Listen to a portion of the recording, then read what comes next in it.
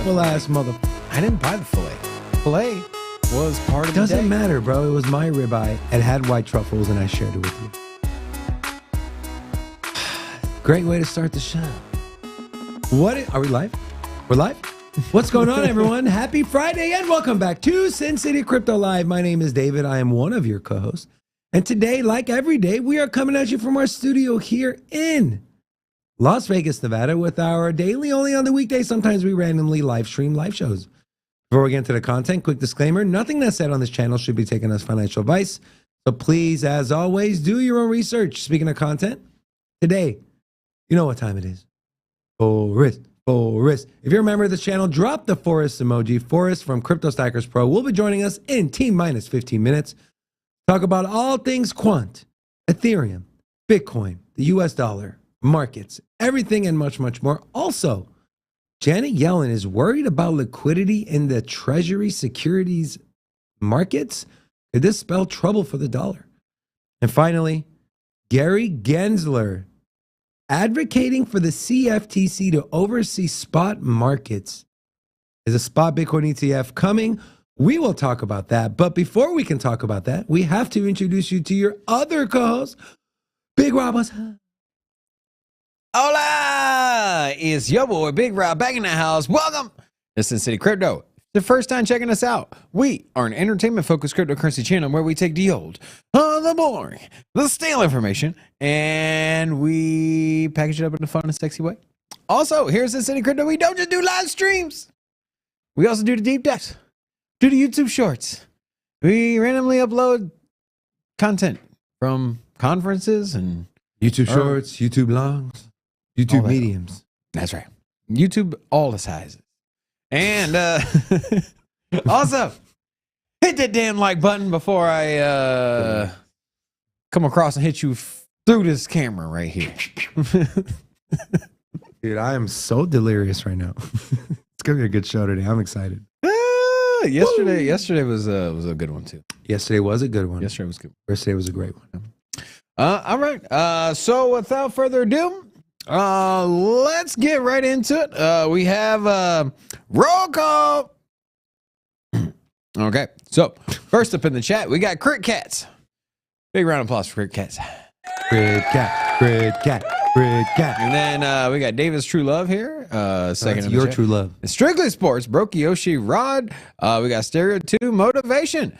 We got Yaz and Breakfast, Crypto Muscle, Atomic. We got Raul, and then Vegas Freeballer Fino, and then Why You Loud Gang, Marky Mark, Matt Chu, Broke Yoshi, and rounds it out. Matt Chu. Kind of a lackluster start What on the hell is going viewership. on, And, you know, What in the effing F is going on? Where are the people at? I'm telling you, bro, we changed the stream key, man. You all right, bro? I'm not all right. All right. Anyways, you excited today, bro? Dude, I am stoked. What are you doing this weekend? No idea. My kid's got a soccer game. Soccer every Saturday. So Are you the dad that like?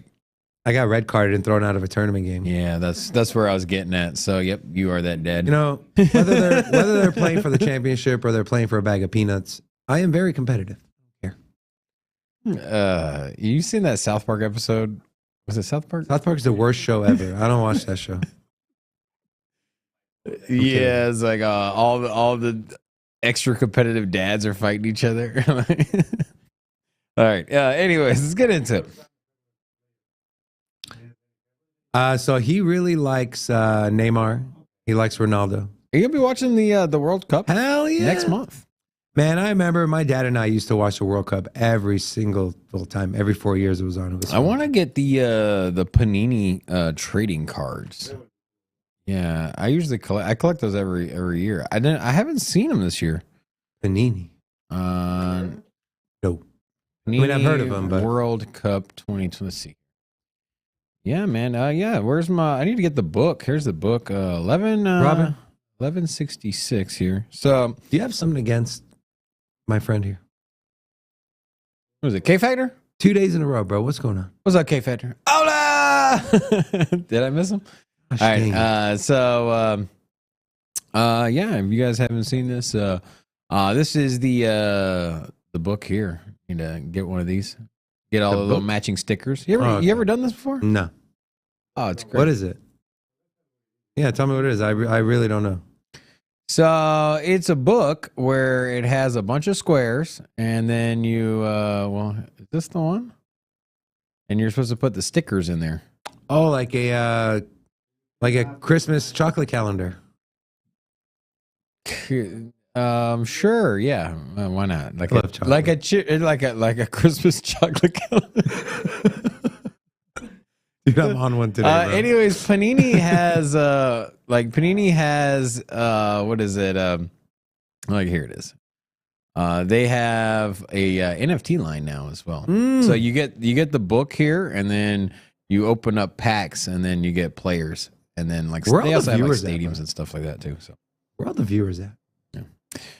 All right, and then yeah, let's get in. Hold on, hold on, bro. Wrong one there. What's up, man? What's up? I got some stuff I got to share. So I'm declaring today Meme Friday. What? Meme Friday. Oh. So let's have a couple laughs. First meme I found says compliments of. Tell you their Twitter handle so you guys can go follow them if you want to. At Never Crypto Less. Says, does printing money cause inflation? Says in a job interview. What inflation? The guy says you're hired, and it's the European Central Bank that hires him. So a jab at these central banks. Next, we have an actual YouTuber. A year ago, I'm finally rich. How crypto made me rich. And then 5 days ago, I need your help. Your account has been hacked. MetaMask? No, your bank account. Oh, that's Robin right there. And then this is when they asked Donald Trump if he's going to sell his Bitcoin, if it's going to keep dropping. And this is what he had to say. Very interesting. Hold on, I can hear it. Can they not hear it? No, we gave no. Okay, hold on. I know what I need to do. Here we go. All right, let's play that one more time. Okay, let's go. All right, so Donald Trump, are you going to sell your Bitcoin if it keeps falling? And the man said this. What a stupid question that is. What a stupid question. But I watch you a lot. You ask a lot of stupid questions. Oh, man, dude. You know, one thing we miss about Trump is all the shitstorm he would cause in social media, and we would laugh about it. So, all right. Do whatever you want to do. Cool. All right, so getting right into it, we got Bitcoin coming at $8,355 and 1 penny. We did have a pullback this morning, along with the traditional markets, which we'll look at here in a second. But here on the 1 day chart, you can see that we came up, tested 20K. We're now down to 19.3. And so taking also a quick look at the 7 day to see how we got here. And we're right at the same spot we were 1 week ago. So we did get down into the 18,000. We had this flash crash with the CPI numbers coming out. Went all the way down to 18.2, I think it was. I don't know what this chart says, 18.4, but yeah, we saw it as low as 18.2 on a couple of the exchanges. Looking back at the month, we did come in over 20K a month ago in the last 30 days. So we are now fighting to stay up, even at the 20K support level. Which is now resistance level. As you can see here in the last 30 days, we've only had realistically 2 touches here. And then you can even see here, if you zoom out at 3 months, we've only been over 20K, since August 20th. We've only been over 20K just 2 times, realistically. I mean, so... now, taking a quick look at the rest of the markets here, we're gonna. I know Ethereum had a little bit of a rally today. We're gonna be discussing Ethereum. Ethereum is back over $1,300, and Ethereum got as low as was it $1,100 yesterday? Nah, 12. My Yeah, it was like 11.95 or something. Yeah. I think. Yeah, during that little flash crash with the CPI, Ethereum had a pretty significant pullback. So short lived though. Quant is like just pumping, dude. Go to 24 hour. Let's see here. Yeah, Quant's up 6%. $170. That thing was under $50 like a couple months ago. That's insane. And good thing we have Forrest on today. You know, if you watched the show Monday, he did do a special highlighted segment on Quant. Yeah, and we were discussing Quant at $150. I think on Monday it was at 150. I remember 155, looking at that. And then the Hobie token is still up another 9%, up 85% for the buyout, week, bro. man. Yeah, I think it's a bigger it's on a bigger tear than I thought it was going to be. I mean, I saw the news of the buyout. I was like, oh, it's going to rally. I did not think it was going to damn near 2x. I mean, that's pretty Justin much. Sun, he known for, you know, pumping. Wait, here's the, you keep saying Justin Sun. He's not. He didn't purchase it, and the Hong Kong company, Hong Kong company that bought it out. He's an advisor for him, and he's not even an owner of the company. He's a key figure in the company. He's serves. He's not a key figure. Look it up. Look up the company that bought it out. It's actually been FUD because like he's been repeatedly saying that he was going to be part of this buy, and then when it ended up being the Hong Kong based company, they were like, oh, hey, that didn't even play out. So he is not an owner of the company. He's not the CEO of the company. He's like has some integral part with it. Pretty minute from my understanding. Integral part. You can't say integral and then minute. Minutely integral, okay? And then we also have taking a quick look at the crypto bubbles just to see where we're at for today. As we mentioned, Hobie, Quant, BTT. Are people still buying this BitTorrent thing? Like, BitTorrent had potential. I don't know what happened. Did you say BitTorrent had potential? Mm-hmm. What potential? Got a lot of users, man. Look at this. Yeah, it's potential to drop 5 more zeros, right? Anyways, and then as we mentioned here, we have the stock market. NASDAQ down 2.25%. We did have a rally yesterday after the CPI. So those gains have been wiped away. So on the week, we still are closing lower than we opened up. So, but not anything drastic. All right. Look at it. Ready? Ready. Let's go. Rocco? Rocco?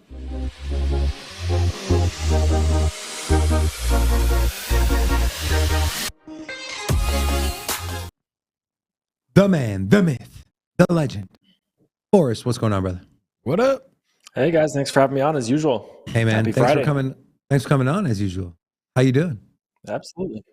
Doing well. How about you guys? Good. You any new weddings you've gone to? You busted out some new dance moves you want to show us, or? No. Pretty low key lately. Were you drinking coffee or hot tea over there? What do you got? This is coffee. Yeah, it makes a huge impact on the questions we're going to ask you for the show. What kind of coffee is it? Cream and sugar kind of guy? Splenda? You know, what is it? Sugar in the rock? I'm normally a cream and sugar kind of guy, but been cutting down on the sugar lately. Been trying to eat healthier for the last several weeks. It's been making a difference. More focus. I think there's a little coffee in this cream here. I'm not sure. Nice. That's how I normally like it. Dude, you've been crushing it on some trades. Obviously we follow you on Twitter. By the way, if you're not following Forrest on Twitter, do yourself a favor. At 0xstacker on Twitter. Go follow him. You've been crushing it, man.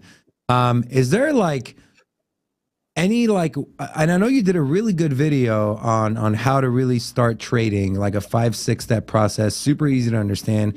If you guys haven't watched it, go watch it after the live show. But is there one thing that's kind of helped you, in your process of making money even through the bear market? Is it like how you're researching? Are you doing anything different? Are you, is there anything that stands out in your mind? Yeah. So, getting a strategy, sticking to it, buying support, selling resistance, using the margin pressure levels to find that support and resistance. And then I've just been really, really disciplined about not losing money on trades. Basically, my strategy, and this is probably going to differ from a lot of people's strategies, but I've been using very, very tight stop losses, super tight stop losses and limiting losses. And then as soon as the trade starts going into my favor, I go in and I lock in the profits, or I lock in the stop loss at break even. So at worst, I don't lose any money, or I lose just a very small amount of money. That's trading strategy has its drawbacks, because oftentimes price will just come back and stop you out at slightly break even, or slight profit, or break even.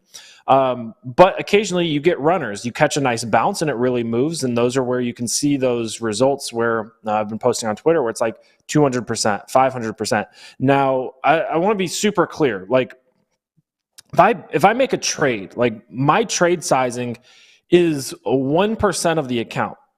So if I have a trade that returns 500%, that's on 25x leverage, right? So on a 500% trade on a 1% allocation, capital allocation, that's equating to a 5% growth in the entire account value, right? So it's not like, it may look like I'm just, printing money over here, and I've been crushing it lately trading. I'm not going to deny that whatsoever, but I just want to make sure people's expectations are correct, in the sense that I'm not 5xing my trading account in a week. That's not realistic, and no one should try to do that. It's incredibly risky to try to do that.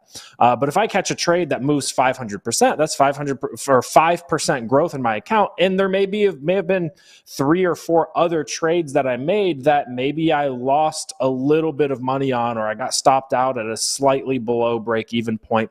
So that eats into that 500% trade a little bit. But I don't want people to have unrealistic expectations and think that, I'm 3xing an account and then go try to replicate that process. And I think there could be confusion around that. And I just want to make sure that people understand what's actually happening behind the scenes. But to answer your question, just I highly recommend the exercise. The video you were talking about was an exercise that I did and still do. I still think that profitable traders should do it. You take $100, you put it in a Bybit account, or you don't have to use Bybit. Bybit's nice because there's not a minimum order amount. You can make $1 trades, and then you just go in and you make $1 trades, and you make 30 to 50 $1 trades. That's the rule you can't break. You cannot trade more than $1. You can lever up that dollar. You can use 25x leverage, and your trade sizing is $25 per trade, but you only allocate $1 per trade. If I told you here's a $100 trading account, you go lose it all. You have to your goal is to lose all of this money, but you could only trade $1 at a time. It'd actually be pretty difficult to lose that money, because you're just going to find yourself by happenstance in some profitable trades. And that's essentially what you're doing, is you're trading real money, but you're removing a large amount of risk by only trading $1. And trading a 1% position sizing of your account is a very, very good habit to get into. Fair enough. Now so the video you did for us, right? You talked about price action. It was in the red easy bands, which typically means sell, right? Or DCA out. And we talked about the whole CBDC thing. Has anything changed on the charts, or maybe in your thinking with quant? Are you want to kind of expand on that? And if you want to show a chart. Yeah, I can pull up the quant chart here. I did take profits on this already. So let me go to QNT. So why did I get in the first place? Let me remove this guy, and this guy. We'll throw on the easy bands.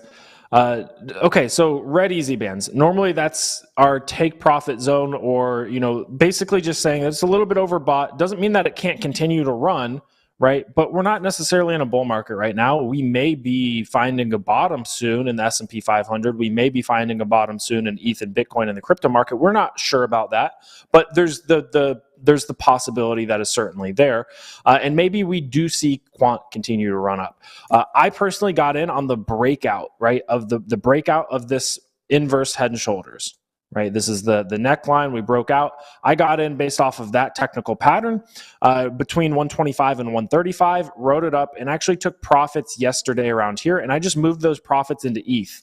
right? So I'm still bullish. I'm still exposed to the market. I'm still bullish on the market, but I trimmed that position, moved some of it into ETH, something that I have a longer term thesis about, something that I'm more comfortable in long term, and I'm just free rolling the rest of my quant bag up higher. If it does run, if it corrects, that's fine. I've already taken a significant amount of profits, and I can always just sell what's left of it at 130 to make sure that I don't lose any money on this trade. But yeah, we are in a zone where, especially in a bear market, you want to consider taking profits or consider getting out. That being said, QNT has been an absolute beast lately.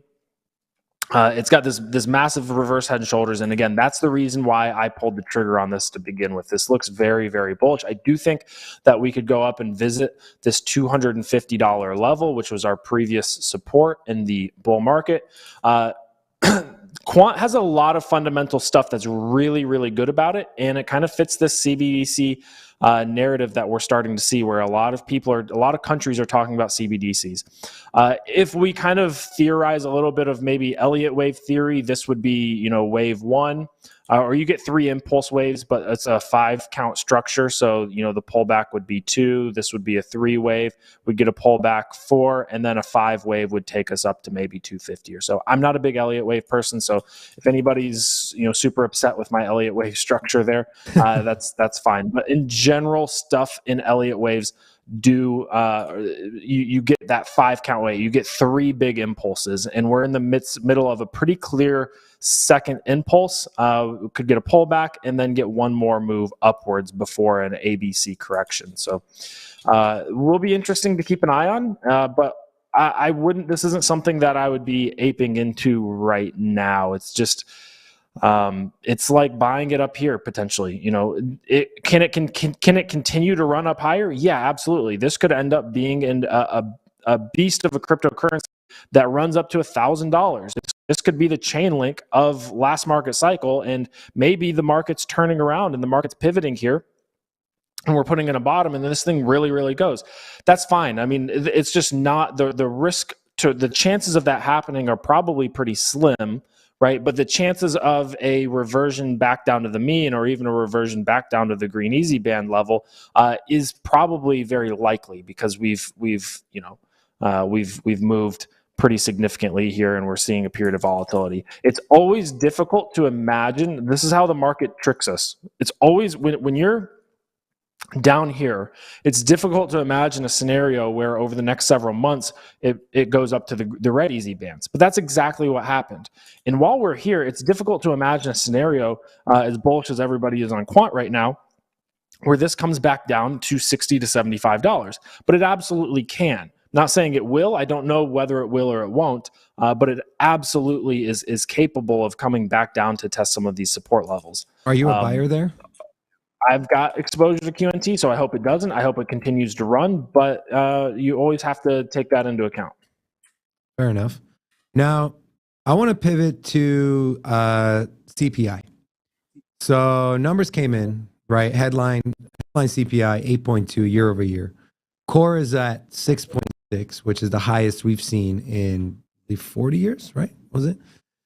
Markets, though, right? The traditional markets, the before market open was in the red, and then it just shot up. I mean, the Dow was up 800-900 points.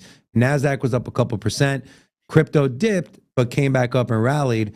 Were you surprised to see that sort of price action on a CPI headline that came out worse than what they had forecasted? Yeah, I was very surprised. I'd be lying if I said I wasn't surprised. I actually got chopped up trying to trade it. I actually put in a small long before CPI, because honestly, I thought CPI. I was wrong. I thought CPI would miss. I thought it'd come in under forecast or on forecast, and I was wrong about that. That's fine. I got out of that trade, and then I tried to flip as soon as CPI came in over forecast. I tried to flip bearish, But by the time my trade order executed, we had already fallen quite a ways. So I was basically shorting what ended up being the bottom.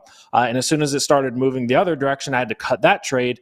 And then I was finally able to find a decent entry point on ETH yesterday around $1,267. And I rode that up to the $1,340 resistance level. That was another margin pressure level. Should have taken profits there. Was thinking about letting it ride just in case the S&P 500 exploded again today to the upside. Ended up coming back down and stopping me out around 1320. So a decent trade there, and just looking to reload at 1260 or so again if we get that opportunity. But yeah, I was definitely very surprised. I will share my screen here again because I do want to comment on this. So the reason I think the market pumped off of this, two reasons. We do need to pay attention to the charts. And last Friday, I was on with Crypto Lifer, and we both were kind of a similar mindset of, hey, we've got bullish divergence on the weekly on Bitcoin, on the S&P 500, and we have bearish divergence on the weekly of the DXY, which we have come in and made a lower high on the DXY, which would be bullish for risk assets, obviously bearish for the dollar. Let me go over to the S&P 500 and show you guys this weekly bullish divergence right there. That is a very clear bottom signal. Now, is it going to be 100% accurate? No, but every single major bottom that we've had in the S&P 500 has been accompanied by bearish divergence. Other than the COVID pandemic, actually it was so short-lived that we didn't actually have time to put in bearish or bullish divergence on the weekly, but we did have it on the daily. But all these other times, we have seen rallies come in. Now, it's important to understand that just because we're getting bullish divergence doesn't mean that we're going to rally, and that's the bottom of this market, bear market. We could be seeing something like this where we're getting bullish divergence, we get a rally, right? We get a rally, and then we crash off significantly more. We could absolutely be getting something like that. So this doesn't mean that we aren't going to go lower, but it does mean that buyers are coming in and they're defending this zone. This is a demand zone for the S&P 500, and price is getting rejected there. And I do think that if we close this weekly candle today in a couple hours, and this bullish divergence remains clear, that we could have a potentially nice week next week. We could get a little bit of a relief rally upwards. Maybe, I'm not saying we're going to go make up new all-time highs, but I don't think it's unrealistic for us to come in and despite the bear market, come in and test a downtrend line, get rejected, right? Do a mean reversion, and then maybe we go lower after that. But as to why the market is actually pumping off of this news, or why it pumped, couple potential reasons. This is a really interesting thread, and I don't want to necessarily take up everyone's time by reading it verbatim, but I do think that people should try to grasp this concept. Basically, the monthly prints, the last print, 0.06, is the same or lower than 8 out of the last 12 prints. 2 out of the 4 that were lower printed 0.5%.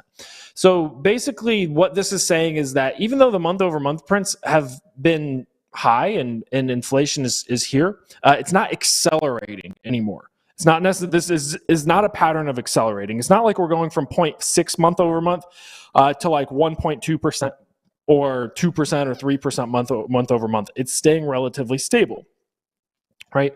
And then if we actually look at the yearly prints, so the yearly core CPI print is accelerating because we rolled off 3 very low prints over Q3 of last year. So if we go back to Q3 of last year, where we're starting to measure year over year from is because of these 3 low prints. But over the next several months, these year over year prints are going to be measuring from a higher pricing standpoint, right? So basically, what this means, like mathematically, is in order for inflation to continue to rise, and in order for inflation to have not peaked already, we basically need prices to start going up significantly. So for year over year core CPI to increase from here, we would need a persistent increase in core CPI above the 0.6% month over month mode of the last year's values, right?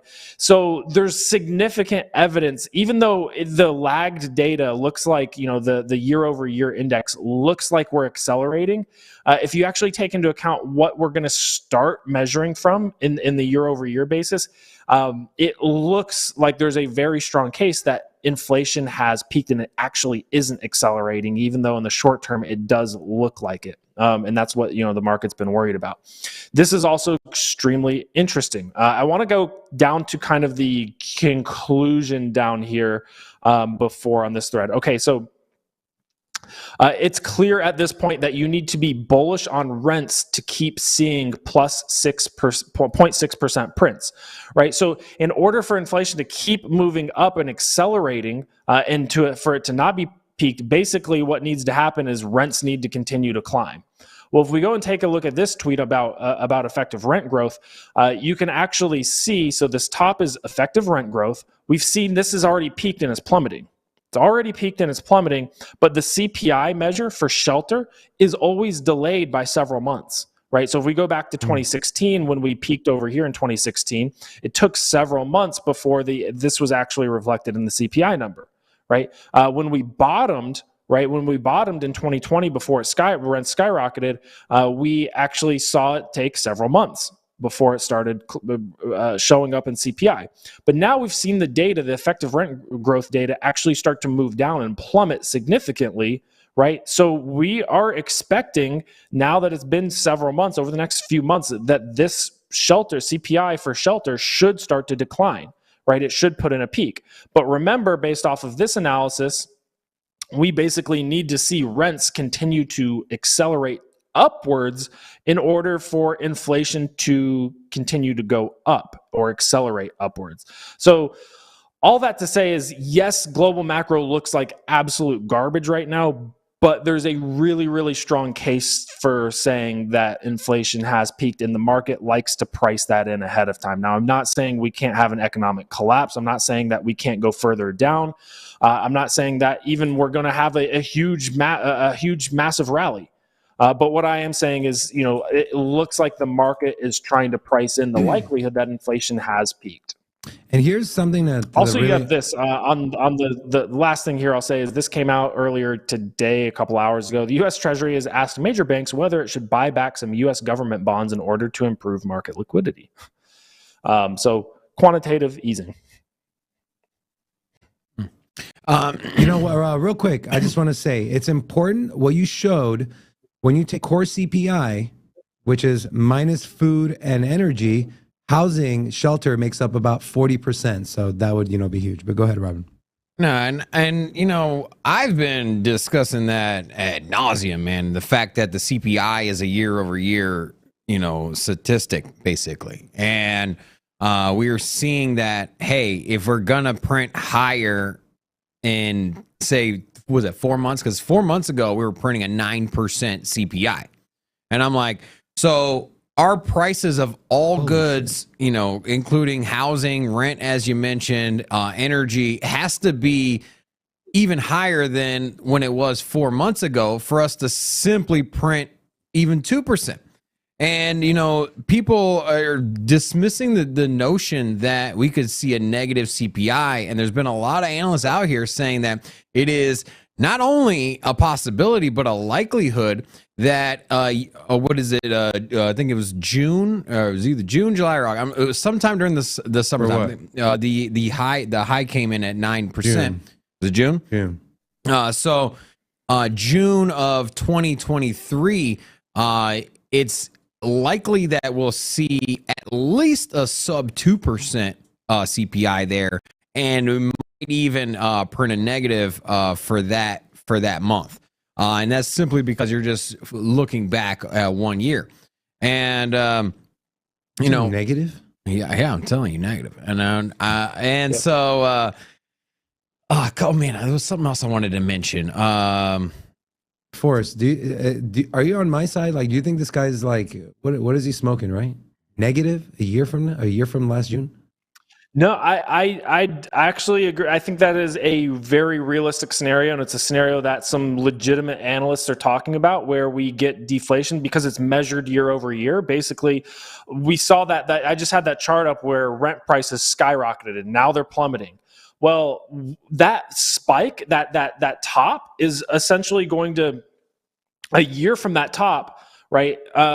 If we're not back, like CPI for shelter or CPI for rents, if we're not back to that level in prices a year from then, we'll print negative shelter CPI. Like, we've already been printing super negative CPIs, or we've month over month declines. Let me show you this And chart. not to mention, right now, the average 30-year mortgage fixed rate's at just at 7%. It's like 6.9 right now. And the Fed is expected to increase at least another 1.25% by the end of the year, which, if the banks follow the interest rate from the federal funds rate, it does translate pretty one for one, at least, into the 30-year fixed, which would put us in at over 8% for a 30-year fixed mortgage, which is going to take a lot of the buying out of the housing market. It's already come to a grinding halt as of lately. I'd be curious to see what it would look like at an 8 to 9% fixed rate mortgage average. Yeah, and absolutely, and we can. It's easier to visualize this with the oil chart. I mean, imagine this, but for every CPI category. And like what we saw with oil here is it came up to $120. Right now, it's all the way back down at $85, and this is October, right? And this is last October of 21. Let's just say on average, right? On average, oil prices in October were $81. They're currently $85. So we're not very far at all from seeing negative year over year CPI in oil. If oil were to crash here, come down a little bit, and oil were to come down to below $85 a barrel, or we'll just call it $80 a barrel. If oil were to come down below $85 a barrel, we'd be printing negative CPIs. Now, imagine in 6 months' time, right? In 6 months' time, let's say this is let's just say a year from this kind of top area here, between $100 and $124. That's March of 2022. So March of 2023, which we're not that far away from, we're roughly 6 months away from that. In 6 months, if oil is not back up at this range, which I do think there's significant risk that it will be, and that's why I'm hedged in oil, it either goes sideways or down, we're going to be printing negative CPI for oil by Q1 of 2023, just based on the fact that oil was so expensive a year prior. Now imagine that for every single category, and that's why you have some people trying to ring the alarm bells about over tightening and potentially moving into a deflationary period. And this is why it's so tricky, because all this data is lagging, and it's like there's so much of this data, and basically the Fed just has a couple different knobs or dials that they can turn and try to steer and correct this massive cruise ship, right? It's very volatile in either direction, and you can very easily overcorrect it. And that's what we've seen historically in the past, in the 80s, where they turned off, they brought rates back down too soon, and then they had to spike them up because inflation started again. So there's a legitimate scenario that I don't necessarily think it's the most likely scenario, but like respectable analysts have come out and basically said that they think the most likely scenario is a large blow off top, right? Because we spiral into a deflationary period, right? And then the Fed has to hike rates again, and we move back into like QE, and then we have a larger crash, and it gets even worse, and it just gets more volatile from here. And we just basically have this huge move put into all-time highs in 2023, and then we go through this cycle again. I'm not saying that's what I think is the most likely scenario, but there's a legitimate reason to think that. There's a legitimate reason to actually entertain this scenario, and that's these year over year measurements that we're about to see, where things were just so, and inflation was so volatile to the upside, it accelerated so quickly, and then they're just trying to squash it, and they were so late in getting taken care of it that it's becoming very, very difficult for the Fed to predict how effective these rate hikes are actually going to be. Are they going to be too effective? Are they not doing enough? It's tough to tell. Now, since you're on the charts for us, if you want to stay on there. Sure. So we kind of talked about this before the show. It's in the title and the thumbnail. What's the ETH chart telling you? Are we getting ready for a big move? Is it going to be to the upside? Is it going to be to the downside? What I'm seeing on the daily chart is a massive bull flag. And also within that bull flag, we see a kind of a symmetrical triangle. I think it's got to pop to the upside. What are your thoughts? Like, what are the charts telling you? Yeah, well, even in the short term here, like we've got our 21-week simple moving average, and we've got a pretty clear downtrend line. Like even in the short term, I don't think it's too much to ask. I don't think it's too much of a stretch for us to come back up and test 1440 to 1550 to basically test this downtrend line. Now, I will say that when you start retesting a downtrend line more and more frequently, right, the more likely you are to usually break through it. Doesn't always work like that, but for the most part, when you start to see these frequent retests of a downtrend line, that's price coming up and trying to break the trend over and over again after finding support down below. So in the short term, I don't think a mean reversion here is too crazy, especially if we see the S&P 500 put in a couple good weeks and a little bit of a relief rally. Now, my analysis from the Bitcoin 2016 halving, I still I still stand by that. I do think that it's very likely that we go into an Ethereum bull market. The effects of that could be dampened by bad global macro or a larger collapse. Obviously, if the S&P 500 collapses and the economy collapses and the bond markets stay broken and the FX markets stay broken, maybe Ethereum, maybe that delays Ethereum's rally. But this is the 2016 Bitcoin halving. And if we measure, and I've done this analysis, presented this analysis before on this channel, but just to kind of recap it, if you take the net issuance reduction of Ethereum, right, and you compare it to the market cap of Ethereum, the thing that it the most similarly resembles is the 2016 Bitcoin halving in terms of the ratio of net issuance reduction to market cap size. And we're actually seeing a super, super similar pattern to what we saw with Bitcoin in 2016. We saw a buy the rumor, sell the news event, right? We saw basically a big peak before the halving, right? Followed by a 40% correction from that peak post-halving. Whoops. 40% correction, 41%, give or take, right? Followed by a massive bull market that moved Bitcoin from, where it bottomed out at its $467 all the way to 19.7K. I believe that's like 4,200% or so, 4,000%, give or take. Now, I'm not saying that Ethereum is going to go up 4,000%. If it did, we would have very clear analysis as to why it did. It'd be great. It'd be a great, case study. It's not. I mean, I'm not going to sit and say it's going to go up 4,000%. But what I am going to say is that what we're seeing here, if we take our September 14th date of the merge, what we're seeing here so far is very, very reminiscent of this Bitcoin 2016 halving. We had a buy the rumor, sell the news event, a large peak before the Ethereum merge, followed by what has thus far been a 40% correction. If we include this last little wick here, and this wick was very, very brief, we did not spend much time down there at all, and it was due to missing our CPI numbers. It's like a 41.42% correction, but it's exactly a 40%. It very in line with what we saw with the Bitcoin 2016 halving. And again, the net issuance reduction in comparison to the market cap are very, very, very similar, and these are very similar events in terms of net issuance reduction. So from here on out, I mean, if we see an S&P 500 rally, if the bottom is actually in for SPX, as denoted by this bullish divergence that we're seeing on the weekly, I do think that Ethereum could move violently to the upside. I still stand by that. Is there downside risk? Of course.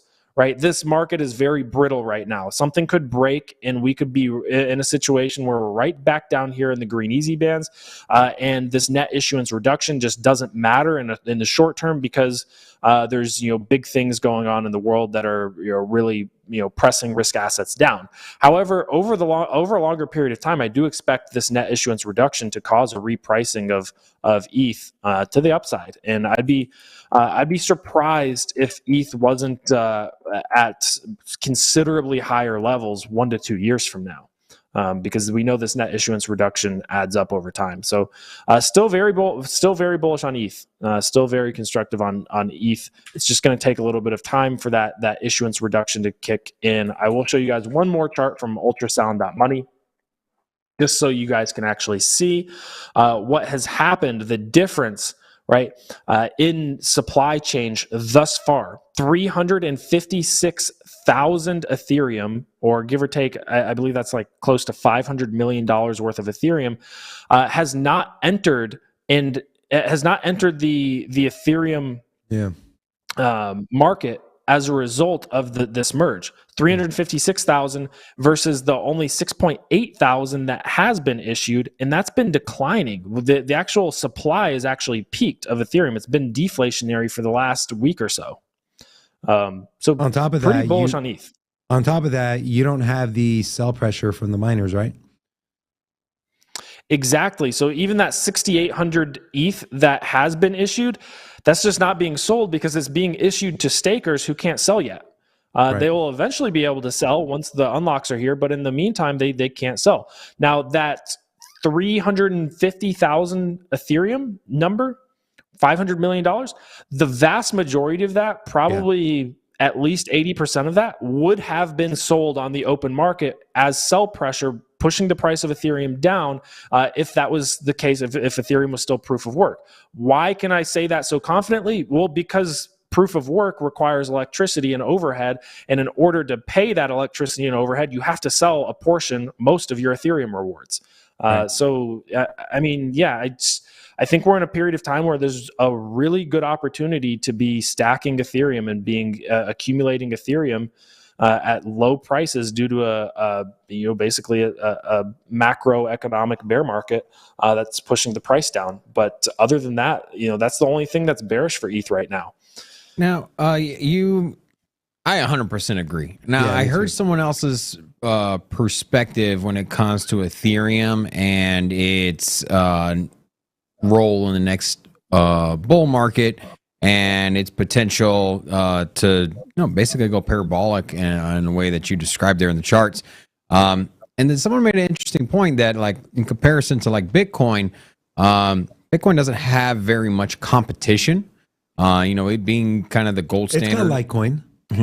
The gold standard for store of value, at least with, a lot of people aren't transacting with it. So most of the money locked up in it is people that are hodling, and almost in like a retirement kind of way, similar way that you would just have any kind of hedge against just money and locking up for the future. Now, with that said, it's a ton of competition on the horizon for Ethereum and the layer one smart contracts, and that, being that Bitcoin has literally no competition in their little particular niche there.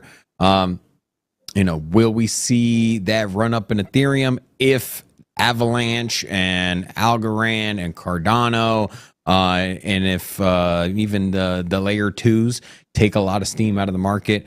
I don't know. I don't really know what the question would be for you. I'm just kind of, you're talking about the bullish narrative of Ethereum. I'm kind of in the same boat as you, but I just found it very interesting to think about the competition that Ethereum will have in the next bull run, and the grounds that these other layer ones are making up on Ethereum and catching up, and how Bitcoin is kind of on its own What do you think about all that? Yeah, 100%. That's why I've got a bag of Solana. That's got and you Why can are hedge you with it. still You can bullish hedge on with Solana, AVAX. Forrest? Like, you're such a smart guy, bro. Like, just time after time after time. Like, when are they going to get their crap together? The institutions like Solana, man. I just feel like there's so many good projects out there. Like, how the hell does Solana continue to get a pass? Like, if that was Cardano, if that was ETH, I mean, I don't know.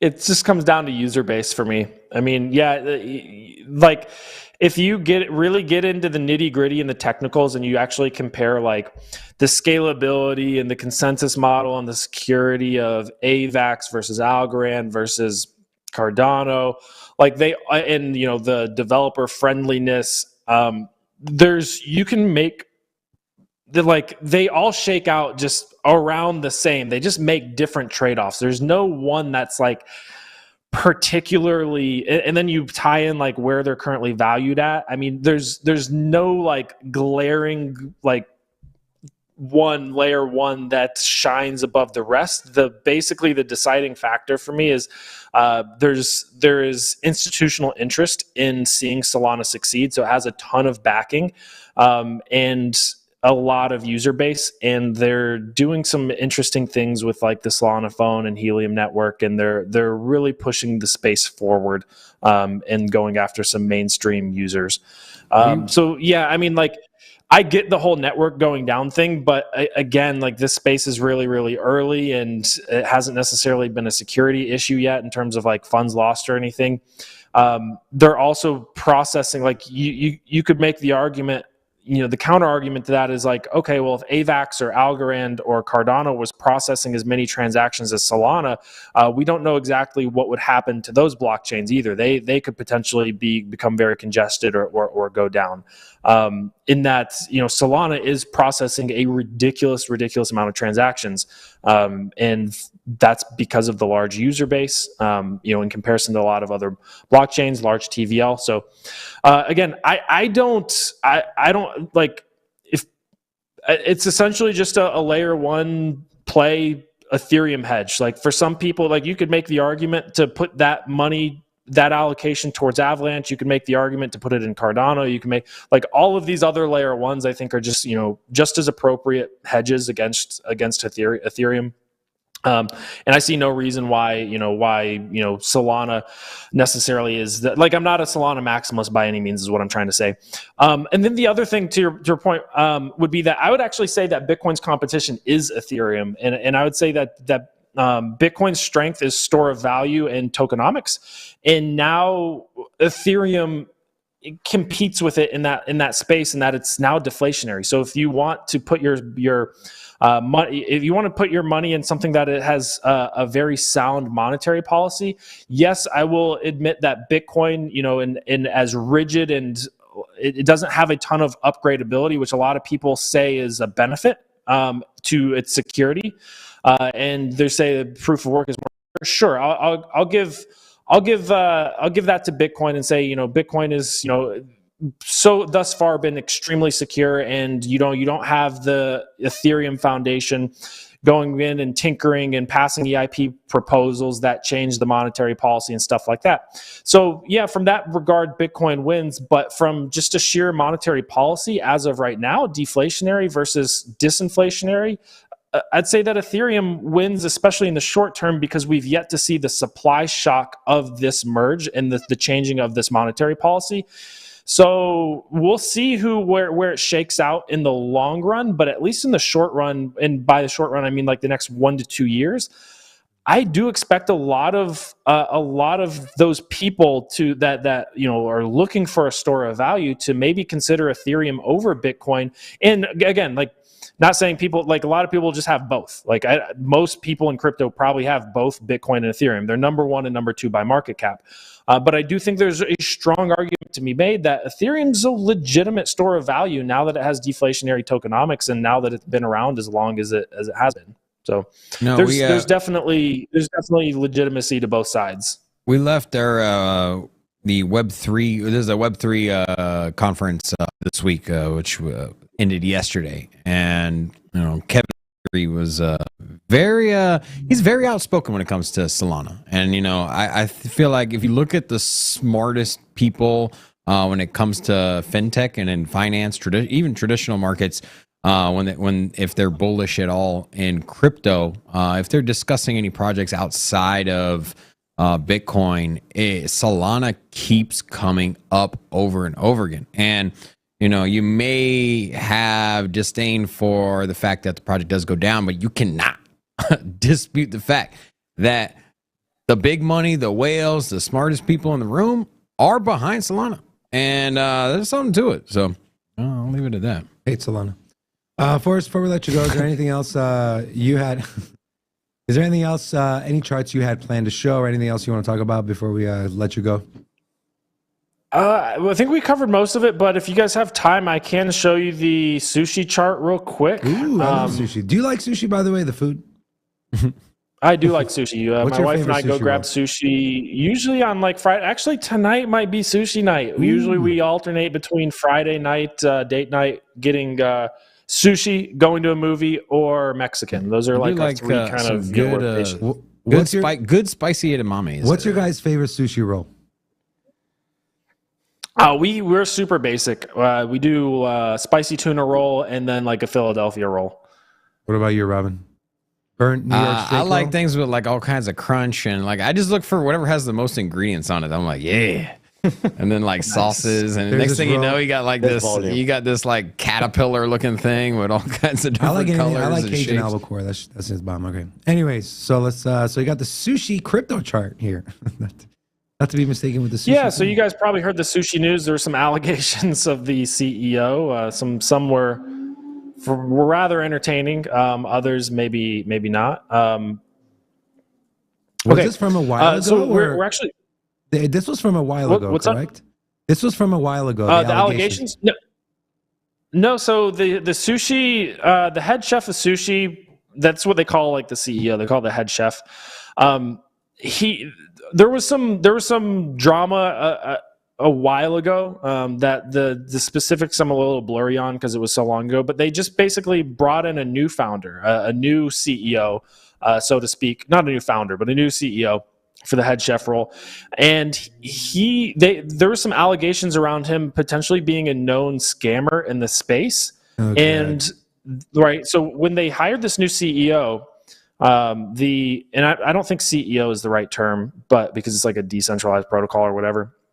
But when they hired this new guy, sushi pumped. And then these allegations come out and it actually dumped. And these allegations were like that he's a scammer. And there's also allegations of like, I don't want to say it on live stream because I don't want YouTube to flag your channel or anything, but it was just probably a very baseless claim. They were addressed and it looks like sushi has since pumped and recovered.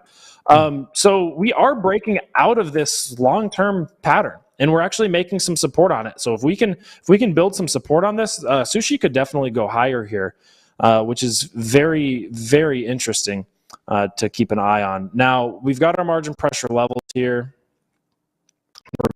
And I do think that this could be a lot of people have been showing interest in trading recently. And here's a trade that I personally made that I think could be really helpful in people understanding how trading works. So we have our margin pressure levels here, which are strong support and resistance levels.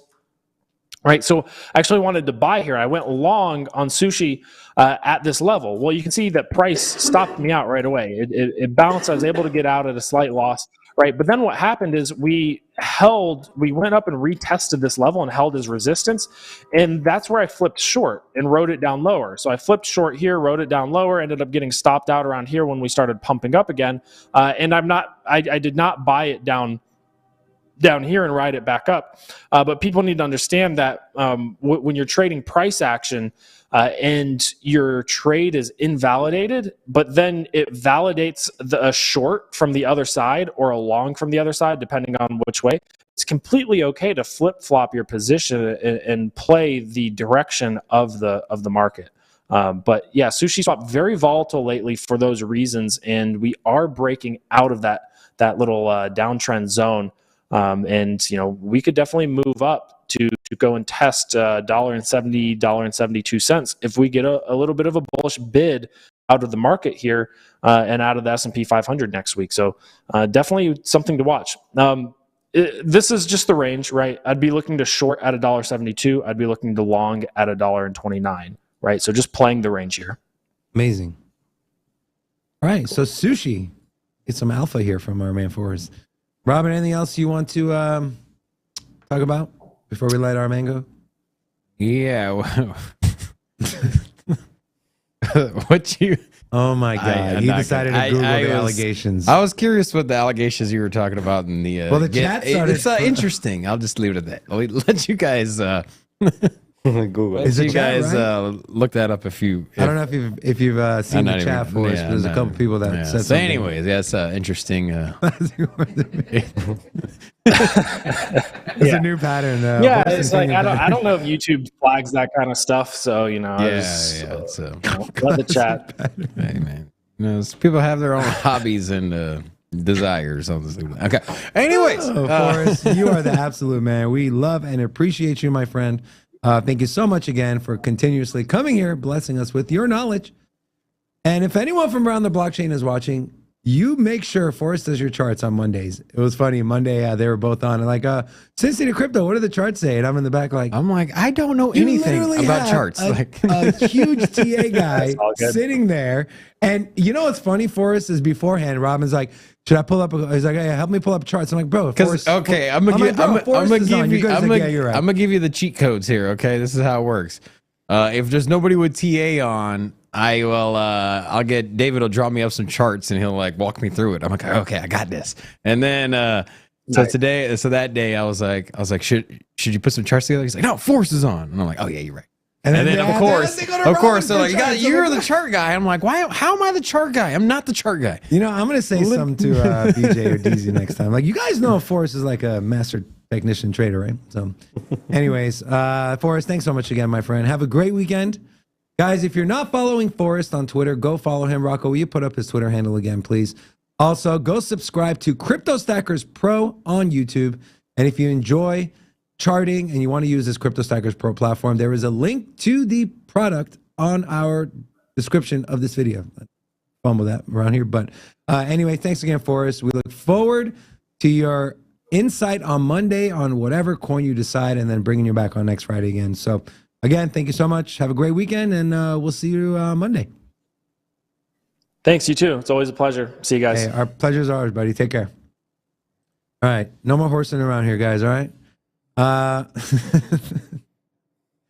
did I not hear about this? That's what I'm kind of shocked at. Yeah. All right, let's get into some news. So, the gun. By the way, if you're a member of this channel, go ahead and throw Gary the Guns emoji in there. Pew, pew, pew. I swear to God, Rocco, I will literally throw. It wasn't for you. Right, it wasn't for Gary. That was for Gary. You're when such a liar. Gary, I don't you even are understand. an Italian liar. I don't know why.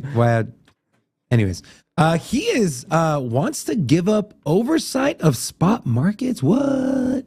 To source from the Gary Gensler supports expanding his former agency, which is the CFTC, expanding their power over digital asset markets beyond its current role in just futures and derivatives. Gensler's support follows a recommendation from the Financial Stability Oversight, which also made the recommendation in a unanimous vote. Gensler sits on that panel. So funny, right? A lot of things funny in the studio, but what's funny about this is the Oversight Council voted unanimous, and he sits on the panel. So, assuming he had a vote, right? You'd assume so. Yeah. So, what are your thoughts on this? Is it going to happen? So he's giving it up to CFTC, right? Yes. You think? Is there something I'm missing here? It seems he's been. I don't know, right? Man. I'm like watching. Check this out. Listen to me. Okay, go ahead. You got a conspiracy theory? Okay. It is very well known Gensler wanted U.S. Treasury Secretary. And guess who's leaving that spot? Lord. Oh, girl. No, it's fact. Look it up. It's fact. She is leaving the U.S. Treasury. So you're saying That he always wanted to be the Treasury Secretary. You can look it up. Like it's so well where known. you're getting at here, I'm just saying, is bro. that he's trying to give up power from the SEC. Just hey, hold on, let me finish. You're saying that Gensler's trying to give up power in the crypto markets, which is, by the way, just the smallest part of his actual job. Is, the Securities and Exchange, Commission regulating securities, also known which as he Wall sees Street. 99% of cryptocurrencies as securities.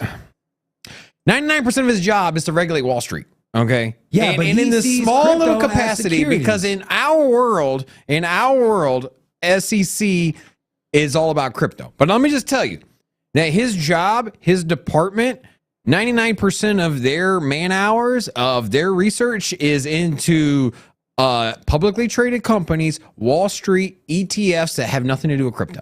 I'm just letting you know that's their job. And now they've been dabbling in crypto. So now that I've said that point, you're telling me that this dude is sending the regulatory spot market over the responsibilities for that and the oversight over to the CFTC because you think he's trying to get some favorable outcomes to get him elected as the chairman of the CFTC? And Treasury. that he's gonna Of the Treasury. You don't even know what you're or talking Treasury about. Department. You have zero Sorry. clue. But he's trying to get over to the Treasury Department. Dude. Okay, But that's what I'm saying. I'm confused here. If he goes to the as Secretary of the Treasury, who's going to step in? Who's number 2 over there? Crypto mom, Hester Pierce, very pro crypto. So we talked about this all the time, right? People like Gary Gensler, Jerome Powell, they care about their legacy. And so if he starts handing over stuff like Bitcoin spot market over to the CFTC, because he knows when he leaves, and if Hester Pierce goes in there and becomes a new chair, she is going to do that anyway. So I don't know. What is she going to do anyways? Hand that over to the CFTC. Why would she do that anyways? You're under the assumption that she sees cryptocurrency, more cryptocurrencies as so commodities. did Gary Gensler before he came into office.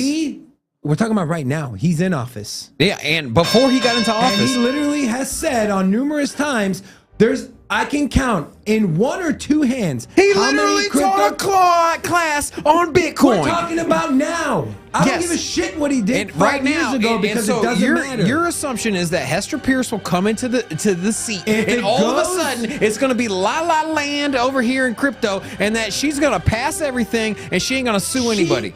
I'm just telling you, bro. She is pro crypto. So was Gary before he got into position. That's what I'm saying. Before he got in the SEC. Hester Pierce is already in the SEC. She's the number 2.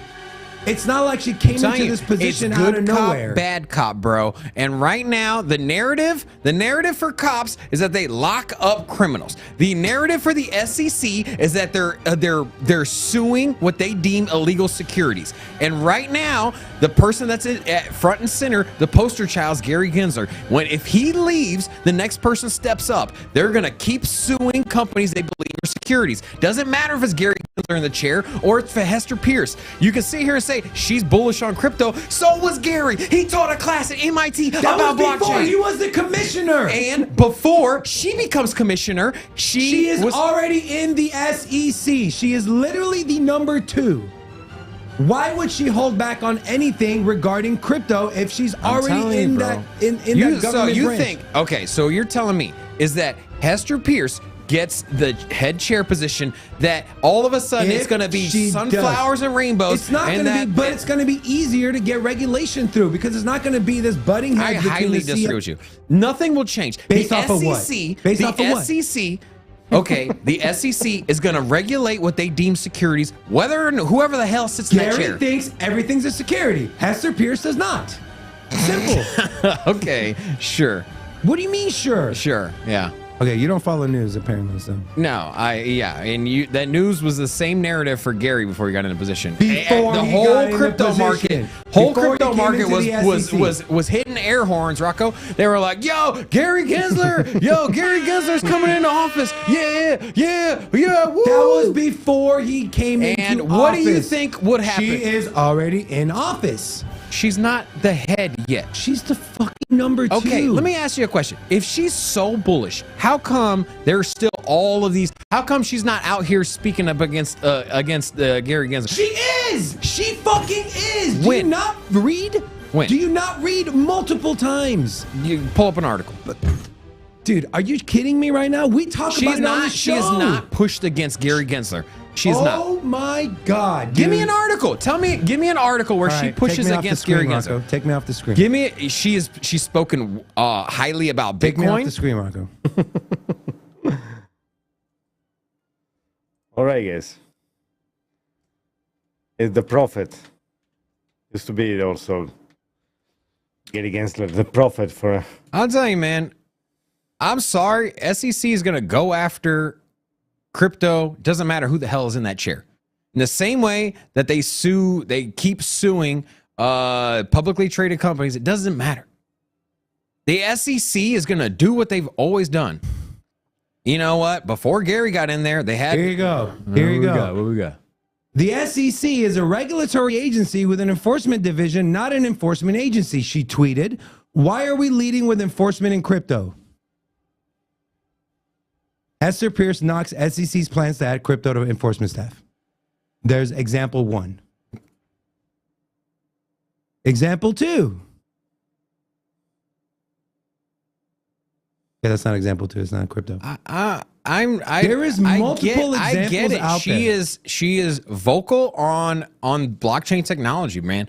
But if she is a number 2 in SEC, and nothing positive comes out of the SEC for crypto. Because she doesn't have the power to do what Gary Gensler has the power to do. I'm telling you, you live in this I don't little know la la her land, exact bro. day-to-day job. Okay, so what does her job entail? I don't know. So you But tell she okay, doesn't- so she has no does not influence. have the gavel. So okay, does she have All any I know influence? is she does not have the gavel. So you're saying her job is pointless. She's just a face. It's not pointless. I just don't know what she does. All I do know is she does not hold the gavel. Gary Gensler does. Okay. You're not going to have the vice president come out and say, an entire Saudi Arabia, if you don't start producing more oil, we're going to do this. The president does that. Look here, man. If you don't like the president, like how can you sit here and say the vice president is so much better?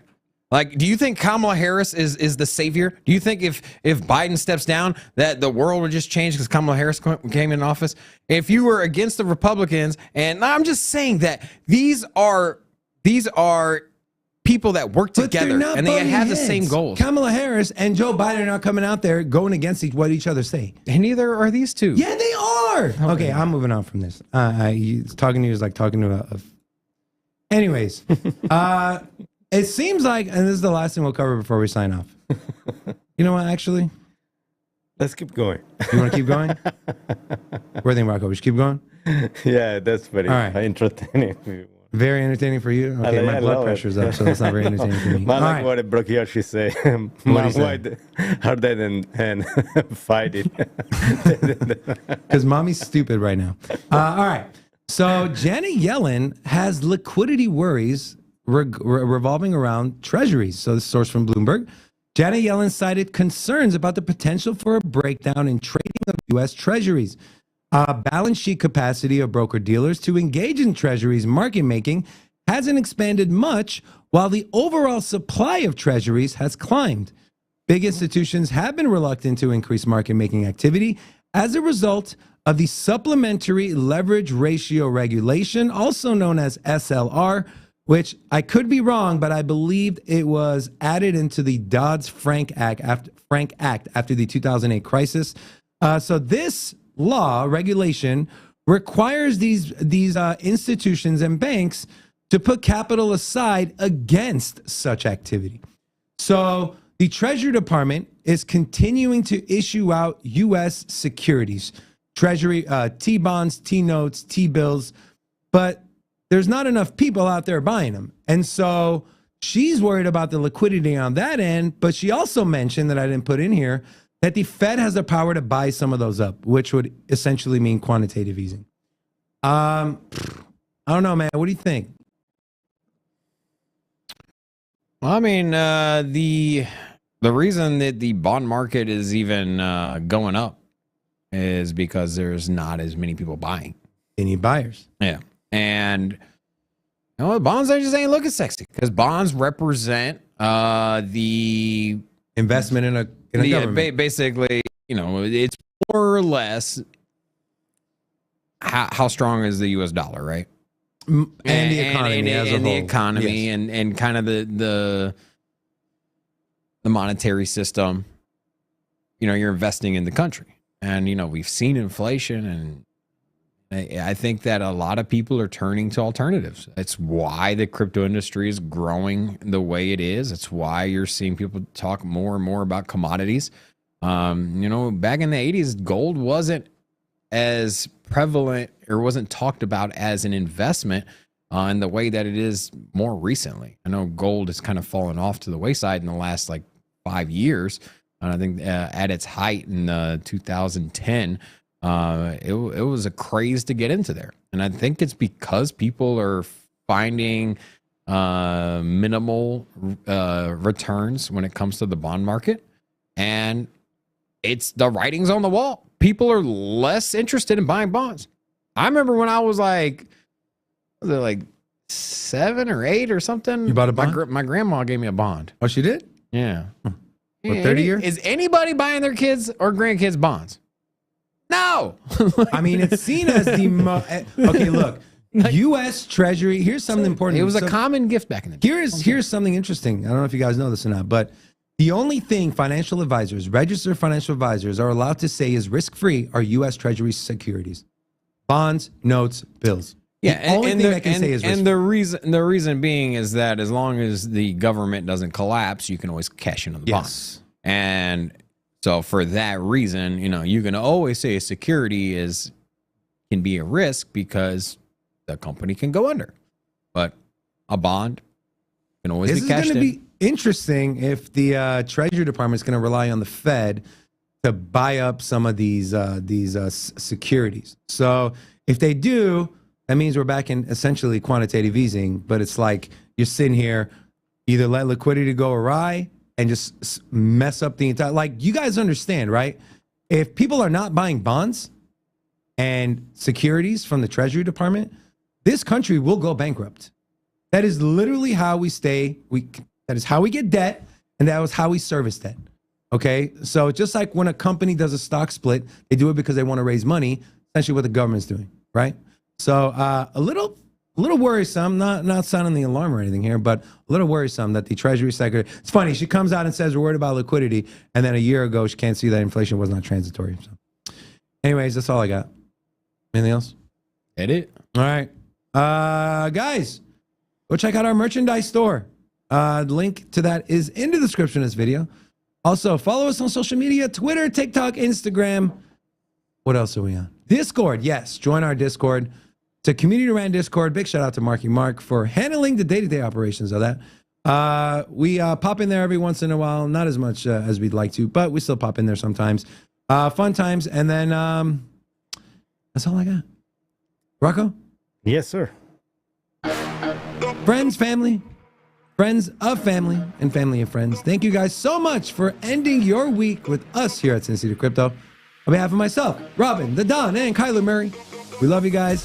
Flies in my ear. Have a great weekend. We will see you on Monday, 10:30 a.m. Pacific Standard Time. Until then, take care. Peace.